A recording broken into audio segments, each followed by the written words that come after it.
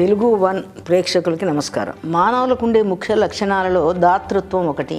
మనం శిబి చక్రవర్తి, దానకర్ణుడు, బలి చక్రవర్తి ఇలాంటి వాళ్ళ గురించి చాలామందికి చెప్పుకుంటాం. అయితే ఈ గుణం అందరికీ సాధ్యం కాదు. దీన్ని నెరవేర్చడం అన్నదానికి కొద్దిమందికే అవకాశం వస్తుంది. వాళ్ళు జీవితం దీన్ని ఒక లక్ష్యంగా పెట్టుకుంటారు. అయితే ఈ దాతృత్వం ఇంత గొప్ప గుణంగా మన భారతీయ సంప్రదాయంలో మన కుటుంబ వ్యవస్థలో వచ్చిన తర్వాత దాన్ని ఆదరిస్తున్నామా లేదా అని మనం ప్రశ్నించుకుందాం. ఈ భాగవత కథలో రంతి దేవుడు అనే ఒక ఆయన ఉన్నాడు. ఆయన చాలా గొప్ప దాత. దాత అంటే ఇతరులకు పనికొచ్చే వస్తువులనే ఇవ్వాలి. మనకి పనికిరాని వస్తువులు ఇస్తే అది దాతృత్వం కాదు. ఇప్పుడు కర్ణుడు తన కవచకుండలాలు సూర్యుడికి ఇచ్చాడు అంటే సూర్యుడు అడిగాడు, కోరాడు కాబట్టి అది ఇచ్చాడు. బలిచక్రవర్తి 3 అడుగుల నేల వామనుడికి ఇచ్చాడు అంటే అతను కోరాడు కాబట్టి అది ఇచ్చాడు. కాబట్టి దాతృత్వం అంటే వాళ్ళకు అవసరమైనవి ఇస్తే అది దాతృత్వం అవుతుంది. మనకి పనికిరానివి ఇస్తే అది దాతృత్వం కాదు. రంతిదేవుడు గొప్ప దాత. ఎవరికి ఏది కావాలంటే అది ఇస్తాడు. ఏ సంపద కోరినా ఇస్తాడు. ఇది మీకు ఎందుకు అని ఏనాడు ప్రశ్నించాడు. దానికి తోడు సాధారణంగా ఒక ఇంటి యజమాని గొప్ప దాత అయినట్టయితే ఆ దాతృత్వాన్ని కొంతవరకు వ్యతిరేకించే కుటుంబ సభ్యులు ఉంటారు. భార్య అంటుంది, ఏమిటండి అన్ని ఇట్లా దానం చేస్తే ఎలాగాని. సంతానం దాన్ని ఇష్టపడకపోవచ్చు. కానీ రంతిదేవుడి భాగ్యం ఏమిటంటే అతని దాతృత్వంలో భార్య, సంతానం కూడా సహకరించారు. ఎంత ఎక్కువ దానాలు చేశాడు అంటే మొత్తం సంపదలన్నీ అందరికీ ఇచ్చేశాడు. చివరికి ఆయనకి అసలు ఏమీ మిగలలే. ఆయనకి మిగిలింది ఒక్కటి అనగానే మన ఏదో సంపదో, మేడో, బ్యాంక్ అకౌంటో కాదండి. ఒకటే విష్ణు భక్తి.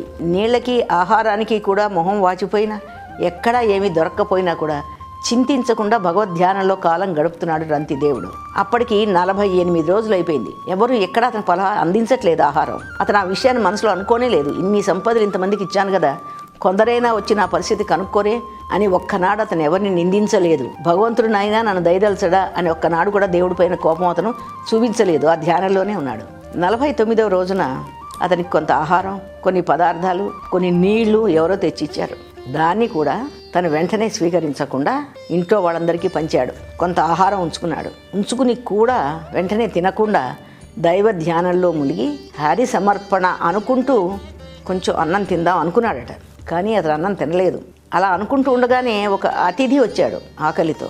మన సంప్రదాయంలో అతిథి అభ్యాగతి అనే మాట ఉంది. పూర్వం వాళ్ళు కూడా అతిథి దేవోభవ, ఎవరైనా సరే తిథి వార నక్షత్రాలు ఏమీ లేకుండా మన గుమ్మంలోకి వస్తే భోజనానికి లేవండి అని చెప్పడం చాలా సంప్రదాయబద్ధమైన కుటుంబాల్లో నేటికీ కనిపిస్తుంది. కాబట్టి వాళ్ళు వెంటనే భోంచేయమంటారు. ఎక్కడో బడలికి పడి ప్రయాణం చేసి వచ్చిన బాటసారి కానీ, కార్యార్థే వచ్చిన వాడు కానీ అతిథిగా మన గుమ్మంలో అడుగు పెట్టగానే భోంచేయమండం అదొక సత్సంప్రదాయం. అయితే ఈ రంతిదేవుడు ఏం చేశాడు, అతిథికి తనకున్న అన్నంలో సగభాగం ఇచ్చేశాడు. అతిథి తిన్నాడు, సంతృప్తుడయ్యాడు, వెళ్ళిపోయాడు. ఈ రంతిదేవుడు అనుకున్నాడు, పోన్లే ఒక వ్యక్తిని ఆనందపరిచాను, మళ్ళీ ఆ తక్కిన అన్నాన్ని తిందాం అనుకుని హరి సమర్పణగా అనుకుంటూ నోట్లో పెట్టుకుందాం అనుకుంటున్నాడు.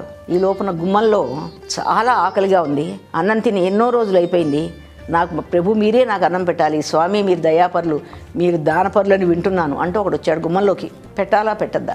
వెంటనే రంతిదేవుడు మరొక ఆలోచన లేకుండా ఆ ఉన్న దాంట్లోంచి సగం అతనికి ఇచ్చేశాడు. అతను కూడా తిన్నాడు, సంతృప్తిగా వెళ్ళిపోయాడు. రంతిదేవుడు అనుకున్నట్టు, పోన్లే 2 వ్యక్తులు నేను ఆనందపరిచాను కదా, పర్వాలేదు, భగవంతుడి కృప నా మీద ఉంటుంది అని. తర్వాత మళ్ళీ తిందాం అనుకుంటున్నాడు. ఈ లోపల 4-3 కుక్కల్ని వెంట పెట్టుకుని తాళ్లతో వాటిని తీసుకొస్తూ ఒకతను గుమ్మ ముందు నిలబడిపోయి, నాకు విపరీతంగా ఆకలి, ఒక్క అడుగు కూడా ముందుకు వేయలేను నేను, కాబట్టి నన్ను ఎలా కాపాడతారో మీరే కాపాడాలి అన్నాడు. రంతిదేవుడికి ఏమీ అనిపించలేదు. ఒక చిరునవ్వు నవ్వి ఇది కూడా భగవద్ అనుగ్రహమేమో అనుకుని ఆ మిగిలిన ఆహారాన్ని కూడా వాడికి ఇచ్చేశాడు. అంటే ఇప్పుడు అన్నం అన్నది అసలు లేదు. ఇంకా మిగిలినవి ఏమిటి వాళ్ళు ఇచ్చిన వాటిలో? ఒక మంచినీళ్ళు మాత్రం మిగిలాయి. పోలే మంచినీళ్ళు సరిల భక్షణం అంటారు.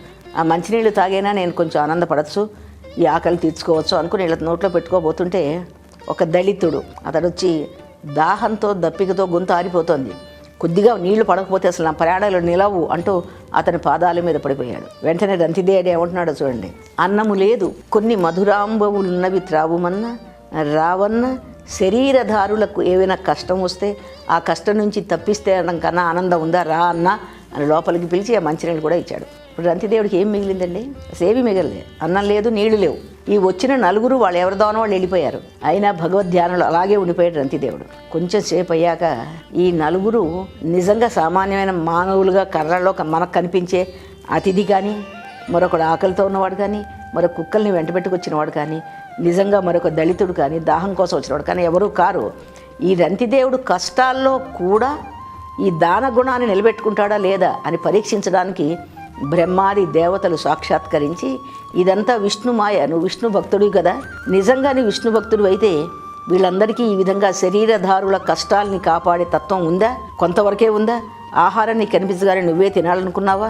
వాళ్ళని తిరస్కరించి పంపించావా? నేను పరీక్షించడం కోసం మేము వచ్చాం, కానీ నేను నిజంగా నీకు సామాన్యులు మేం కాదు, నీ ఆకలి తీర్చడం కోసం ఈ రకరకాల రూపాలతో మేము ఇలా వచ్చావని అతను నువ్వు వరం కోరుకోమంటాడు. ఏం వరం కోరుకుంటాడండి? ఆయనకే రాజ్యం అక్కర్లేదు, సంపదలు అక్కర్లేదు, నాకేమీ అక్కర్లేదు, ఒక్క విష్ణు భక్తి మాత్రమే నాకు శాశ్వతంగా ఉంచండి అని. అయితే విష్ణు భక్తి సామ్రాజ్యంలో అతను ముక్తిని పొందాడు. ఆ సంగతి అలా ఉంచితే మనకేమనిపిస్తుంటే ఇక చదవగానే అందరూ రంతిదేవుళ్ళ ఉండగలరా, మొత్తం అన్నీ దానం చేసి పరమదారిద్ర్యానికి వెళ్ళాలా అని వెంటనే యువత ప్రశ్నిస్తుంది. చాలా పొరపాటు అది. మనకి మహాకవి, తెలుగు సాహిత్య వైతాళికుడు గురజాడ అప్పారావు గారు చెప్తాడు, పక్క పొరుగువాడికి తోడుపడబోయి అంటే నీకు కొంచెమైనా సహాయం చేసి పొరుగువాడికి తోడుపడు. మొత్తం సహాయం నువ్వు చేయలేకపోవచ్చు, కాబట్టి కొద్దిగానైనా పొరుగువాడికి సహాయపడే తత్వం నువ్వు నేర్చుకోని. అంటే మనిషి తను సంపాదించుకున్న దాంట్లో, తనకున్న దాంట్లో ఏ పరిస్థితులైనా ఒకళ్ళకి ఇవ్వడానికి చాలా ముందుకు రావాలి తప్ప ఒక విచారంగా అమ్మో వాడికంతా ఇచ్చేస్తామా అనే స్వార్థం పనికిరాదు. ఇప్పుడు మన యువతను చూస్తున్నాం, చాలా పెద్ద పెద్ద ఉద్యోగాల్లో అసలు ఊహించనంత ఎక్కువ సంఖ్యలో ధనం సంపాదిస్తున్నారు.